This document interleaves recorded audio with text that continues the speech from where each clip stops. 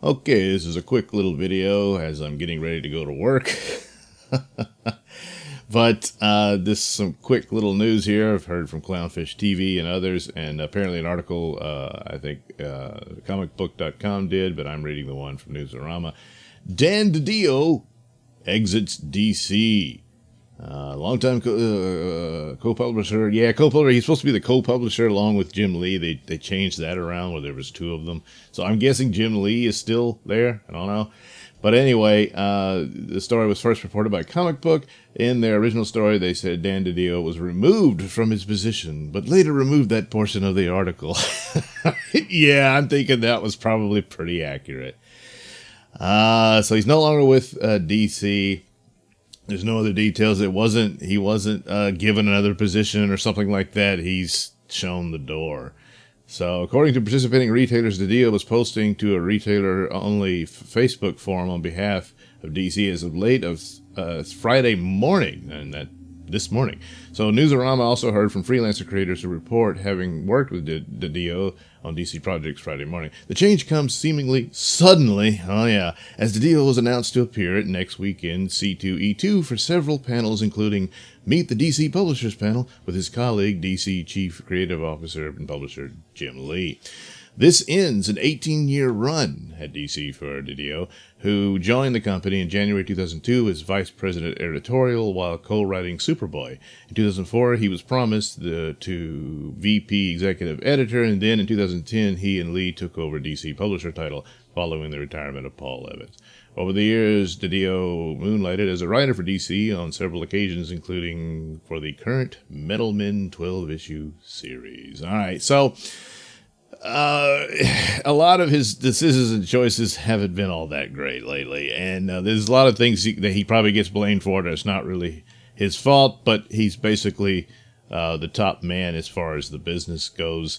Jim Lee should really have been drawing stuff rather than running things, but now I guess that's least likely if he's now the sole publisher. Whatever the state DC is, there's been very recent rumors about how much trouble it's in, and that AT&T with their "No Sacred Cows" comment, and that it might get shuttered, and then the characters licensed out to other publishers and that sort of thing.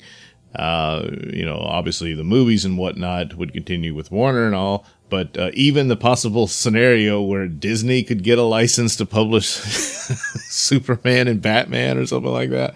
I mean, obviously those two, especially Batman, would be the one most would be interested in. As far as selling it off in total, I don't think so, because they want to hold on to that for their movie division and stuff like that. So, but licensing them out to other publishers could be a possibility. But as an entity of a comic book company, DC could already be gone, in a lot of ways.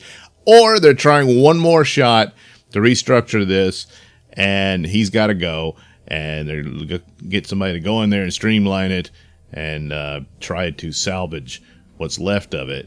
Hopefully, I'm hoping this whole thing about 5G has now been scrapped. It was an awful idea. Marvel had just done the same thing a couple of years ago. It was a complete failure.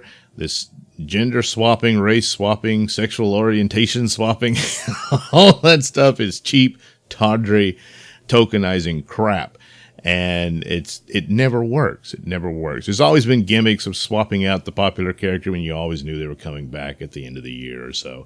But this thing, where it had to be done because it was like correcting some heinous crime of history or whatever, well, then you can't change it back and that sort of thing. But your brand identity of decades-long characters is ruined. It just doesn't work.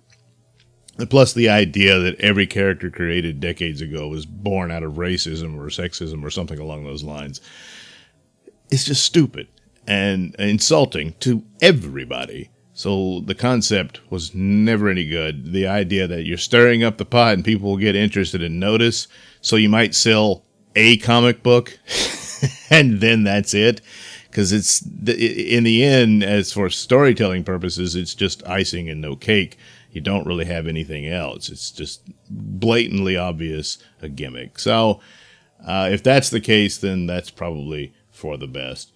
I'm hoping that's the deal. And they'll move on with someone else. And maybe he stood by it, and that's why they showed him the door. I don't know. But it sounds like he had no idea this was coming. It's all very sudden, especially since he was scheduled for these other events and everything. So that's getting fired. That's what that is. So we'll probably get more details as time goes by, but I gotta go to work. So thank you for watching and listening. Say, why not like and subscribe? Check out the link description below for my stores and whatnot. You can get my little comic book over at IndiePlanet.com. You can check out the Mr Nailsin Show at RadioMisfits.com, and you can also watch my videos over at BitChute. Once again, thanks for watching and listening.